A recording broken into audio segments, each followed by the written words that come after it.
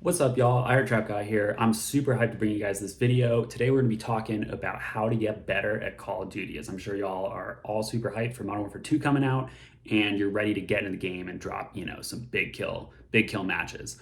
This video is for players of any skill level, so if you're just starting or you have, half of your life experience like I do, whatever, it doesn't matter. If you like the video, make sure to drop a like, subscribe to the channel, super helps me out. Let's get started. So I know that there's a ton of Call of Duty videos out there that talk about things like slide canceling, bunny hopping, spots on maps, or whatever. I'm not here to talk about that stuff today. Today, I want to talk to you about the fundamentals of Call of Duty and how you can actually get better at the game rather than just kind of taking advantage of small tips and tricks. I want to teach you a kind of actual understanding of how the game works and how you can maneuver through it and be successful while playing it. So let's get into that. At its core, Call of Duty is pretty simple. It's just moving and shooting, right? But if you take those two concepts into the realm of skill, then you're talking about positioning and you're talking about aiming. Those are two things that are going to be hugely important, and it kind of varies based on what you're talking about. So a game with a lower time to kill, like Modern Warfare or like Vanguard, might be significantly more emphasizing positioning, whereas a game like Black Ops is going to possibly allow you to make up for weak positioning with some really, really strong and fast aim. I would say for about 90% of players and more, those two factors are going to be the biggest things in determining how successful you are in a game. Other stuff like, I mentioned slide canceling and stuff like that, very small impact on the actual game. Might save you here and there, but positioning and aiming, definitely number one. So what do I mean by positioning? When I talk about positioning, I'm talking about where you are when a fight starts. So if I'm on the high ground and you're on the low ground, I got better positioning, I'm probably going to win that fight, depending on some other circumstances. To look at the importance of positioning, I want to bring up this clip from the CDL season of Vanguard. We're going to look at the finals of champs with FaZe versus LA Thieves, and specifically it's going to be this Berlin Search and Destroy match. I'm sure anyone that's played Vanguard Ranked or has watched some CDL is going to be familiar with this bomb plant spot. It's planting on the door facing side of B, and then you can go back to spawn and you can watch from a dozen different locations that particular bomb spot. It's so difficult to retake. Even 2v1, 3v1 sometimes is difficult. You can see here in this first round, FaZe pulls it out. Arcitys comes in with the clutch, and he gets the 1v2 save on the bomb, and they end up winning the round. This impacts the game for the rest of the map. You can see them constantly trying to preempt that sort of positioning by getting defenders up to the bomb site and preventing an early plant. You can even see it in the last round of the game. FaZe ends up sending 3 defenders over to that bomb site, which is a huge risk in a 4v4 Call of Duty professional match. And the Thieves end up reading it. They end up going over to the A bomb, and FaZe has to rotate these 3 players now all the way through the middle of the map. Thieves end up taking the round, and they end up taking the title. The reason that this spot is so effective is because the positioning of the bomb is so weak, and the positioning of all of those spots in the back is so strong. There's like 10 different spots where it's very difficult to, hit a headshot, let alone hit any sort of shots before someone ends up killing you from that back spawn. Now, there are a few things that you can do to improve your positioning, just more generally. The first thing that you have to do is you really, really, really have to pay attention to where your teammates are and where they're not.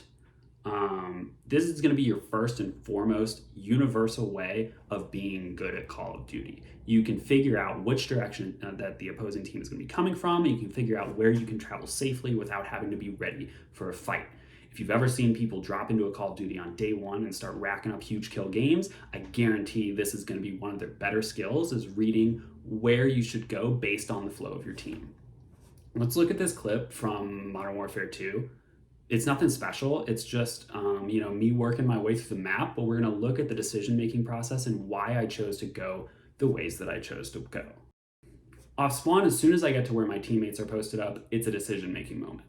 You can see where my teammates are looking, and you know they're probably not going to be enemies standing right in front of my teammates. But you can also see where they're not looking. You can see that there's this vulnerable area next to them. You don't know if there are people there. You don't know if there's someone watching that area from a different direction. That is what I like to consider a red zone, where you don't know if it's safe. So I end up going that way.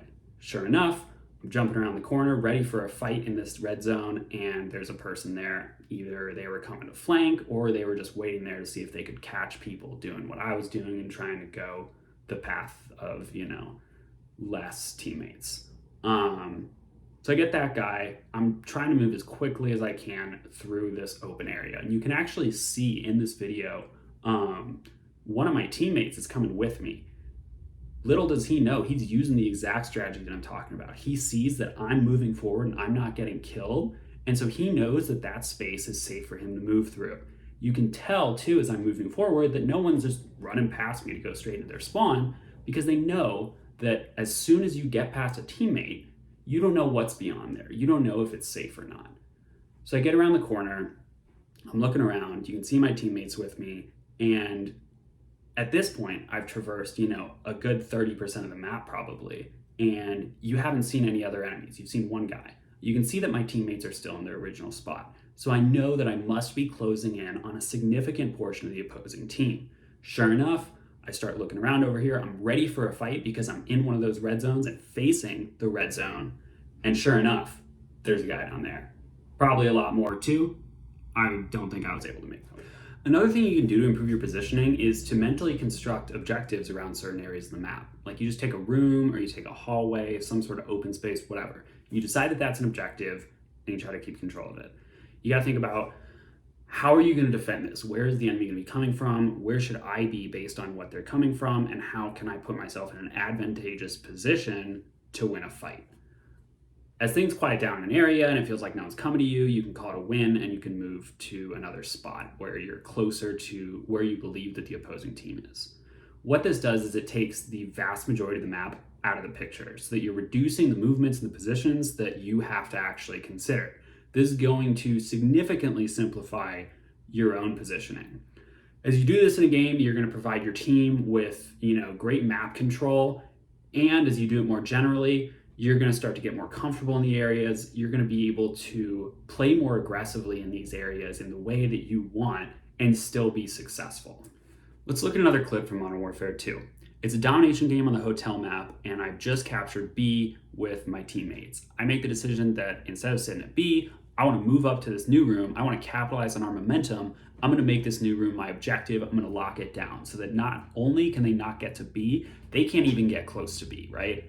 I know that the quickest route from their spawn to the B flag is going to be through this hallway. So that's the first place that I look. That's just kind of map knowledge at that point. Sure enough, I hold off a few pushes coming from that angle. Now at this point, it's quieted down. I know that, they probably know that I'm through there. At the very least, their teammates know because they're seeing me on the radar. So I'm going to hop out and, peek through a different direction. Sure enough, there's another guy over there. Follow that logic and you can do that for the whole game. You sit at a spot, it's quiet, a little too quiet, let me move to a new spot. It's quiet, a little too quiet, move to a new spot. It's a rhythm, right? You always want to be the one that's defending against someone coming towards you. It's easy in an objective game like Domination, but it might be a little more complicated in a game like TDM, where you don't necessarily know what the objectives are. Making objectives like these rooms or hallways or what have you is going to simplify that process a lot. So if you want to practice these tactics, I recommend going into just a public team deathmatch lobby and really being conscious of where you're at on the map. Don't just sit in a corner because you're going to get, pinched, killed from behind. Any decent player is going to be able to take you out. Don't run into their spawn because most of the time that's just going to result in your death, especially in a low time to kill game like Modern Warfare 2 or Vanguard.